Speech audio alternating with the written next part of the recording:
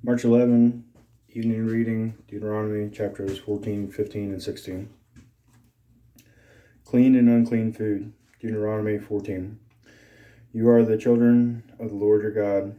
Do not cut yourselves or shave the front of your heads for the dead, for you are a people holy to the Lord your God. Out of all the peoples on the face of the earth, the Lord has chosen you to be his treasured possession. Do not eat any detestable thing. These are the animals you may eat: the ox, the sheep, the goat, the deer, the gazelle, the roe deer, the wild goat, the ibex, the antelope, and the mountain sheep. You may eat any animal that has a divided hoof and that chews the cud. However, of these that chew the cud or that have a divided hoof, you may not eat the camel, the rabbit, or the hyrax. Although they chew the cud, they do not have a divided hoof. They are ceremonially unclean for you. The pig is also unclean. Although it has a divided hoof, it does not chew the cud. You are not to eat their meat or touch their carcasses. Of all the creatures living in the water, you may eat any that has fins and scales. But anything that does not have fins and scales you may not eat. For you it is unclean. You may eat any clean bird, but these you may not eat: the eagle, the vulture, the black vulture, the red kite, the black kite, any kind of falcon, any kind of raven, the horned owl, the screech owl, the gull, any kind of hawk, the little owl, the great owl, the white owl, the desert owl, the osprey, the cormorant, the stork, any kind of heron, the hoopoe, and the bat. All the flying insects are unclean to you. Do not eat them. But any winged creature that is clean you may eat. Do not eat anything you find already dead. You may give it to the foreigner residing in any of your towns, and they may eat it, or you may sell it to any other foreigner. But you are a people holy to the Lord your God. Do not cook a young goat in its mother's milk. Tithes. Be sure to set aside a tenth of all that your fields produce each year. Eat the tithe of your grain, new wine, and olive oil, and the firstborn of your herds and flocks in the presence of the Lord your God, at the place he will choose as a dwelling for his name, so that you may learn to revere the Lord your God always. But if that place is too distant, and you have been blessed by the Lord your God, and cannot carry your tithe, because the place where the Lord will choose to put his name is so far away, then exchange your tithe for silver, and take the silver with you, and go to the place the Lord your God will choose. Use the silver to buy whatever you like: cattle, sheep, wine, or other fermented drink, or anything you wish. Then you and your household shall eat there in the presence of the Lord your God and rejoice. And do not neglect the Levites living in your towns, for they have no allotment or inheritance of their own.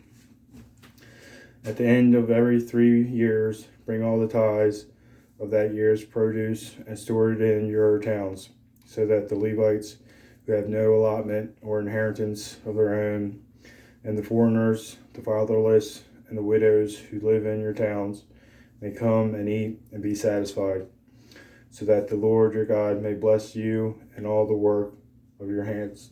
The year of canceling debts, Dueteronomy 15. At the end of every 7 years, you must cancel debts. This is how it is to be done. Every creditor shall cancel any loan they have made to a fellow Israelite.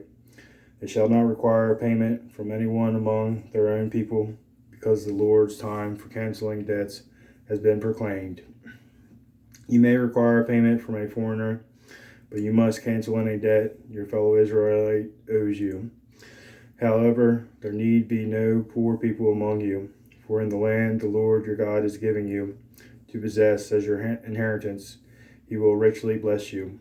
If only you fully obey the Lord your God and are careful to follow all these commands I am giving you today. For the Lord your God will bless you as he has promised, and you will lend to many nations, but will borrow from none. You will rule over many nations, but none will rule over you. If anyone is poor among your fellow Israelites in any of the towns of the land the Lord your God is giving you, do not be hard-hearted or tight-fisted toward them. Rather, be open-handed and freely lend them whatever they need. Be careful not to harbor this wicked thought. In the 7th year, the year of canceling debts is near, so that you do not show ill will toward the needy among your fellow Israelites, and give them nothing. They may then appeal to the Lord against you, and you will be found guilty of sin. Give generously to them, and do so without a grudging heart. Then, because of this, the Lord your God will bless you in all your work and in everything you put your hand to. There will always be poor people in the land. Therefore, I command you to be open-handed toward your fellow Israelites who are poor and needy in your land. Freeing servants. If any of your people, Hebrew men or women, sell themselves to you and serve you 6 years, in the 7th year you must let them go free. And when you release them, do not send them away empty-handed. Supply them liberally from your flock, your threshing floor, and your winepress. Give to them as the Lord your God has blessed you. Remember that you were slaves in Egypt, and the Lord your God redeemed you. That is why I give you this command today. But if your servant says to you, I do not want to leave you, because he loves you and your family, and is well off with you, then take an awl and push it through his earlobe into the door, and he will become your servant for life. Do the same for your female servant. Do not consider it a hardship to set your servant free, because their service to you these 6 years has been worth twice as much as that of a hired hand, and the Lord your God will bless you in everything you do. The firstborn animals. Set apart for the Lord your God every firstborn male of your herds and flocks. Do not put the firstborn of your cows to work, and do not shear the firstborn of your sheep. Each year you and your family are to eat them in the presence of the Lord your God at the place he will choose. If an animal has a defect, is lame or blind, or has any serious flaw, you must not sacrifice it to the Lord your God. You are to eat it in your own towns. Both the ceremonially unclean and the clean may eat, as if it were gazelle or deer. But you must not eat the blood. Pour it out on the ground like water. The Passover. Dueteronomy 16. Observe the month of Aviv and celebrate the Passover of the Lord your God, because in the month of Aviv he brought you out of Egypt by night. Sacrifice as the Passover to the Lord your God an animal from your flock or herd at the place the Lord will choose as a dwelling for his name. Do not eat it with bread made with yeast, but for 7 days eat unleavened bread, the bread of affliction, because you left Egypt in haste, so that all the days of your life you may remember the time of your departure from Egypt. Let no yeast be found in your possession in all your land for 7 days. Do not let any of the meat you sacrifice on the evening of the first day remain until morning. You must not sacrifice the Passover in any town the Lord your God gives you, except in the place he will choose as a dwelling for his name. There you must sacrifice the Passover in the evening when the sun goes down on the anniversary of your departure from Egypt. Roast it and eat it at the place the Lord your God will choose. Then in the morning return to your tents. For 6 days eat unleavened bread, and on the 7th day hold an assembly to the Lord your God, and do no work. The Festival of Weeks. Count off 7 weeks from the time you begin to put the sickle to the standing grain. Then celebrate the festival of weeks to the Lord your God by giving a freewill offering in proportion to the blessings the Lord your God has given you. And rejoice before the Lord your God at the place he will choose as a dwelling for his name. You, your sons and daughters, your male and female servants, the Levites in your towns, and the foreigners, the fatherless, and the widows living among you. Remember that you were slaves in Egypt, and follow carefully these decrees. The Festival of Tabernacles. Celebrate the Festival of Tabernacles for 7 days after you have gathered the produce of your threshing floor and your winepress. Be joyful at your festival, you, your sons and daughters, your male and female servants, and the Levites, the foreigners, the fatherless, and the widows who live in your towns.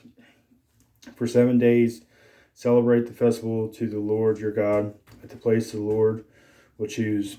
For the Lord your God will bless you in all your harvest and in all the work of your hands, and your joy will be complete. 3 times a year, all your men must appear before the Lord your God at the place he will choose. At the festival of unleavened bread, the festival of weeks, and the festival of tabernacles. No one should appear before the Lord empty-handed. Each of you must bring a gift in proportion to the way the Lord your God has blessed you. Judges.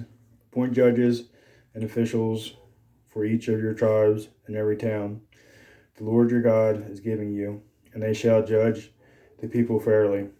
Do not pervert justice or show partiality. Do not accept a bribe, for a bribe blinds the eyes of the wise and twists the words of the innocent. Follow justice and justice alone, so that you may live and possess the land the Lord your God is giving you. Worshipping other gods. Do not set up any wooden Asherah pole beside the altar you build to the Lord your God.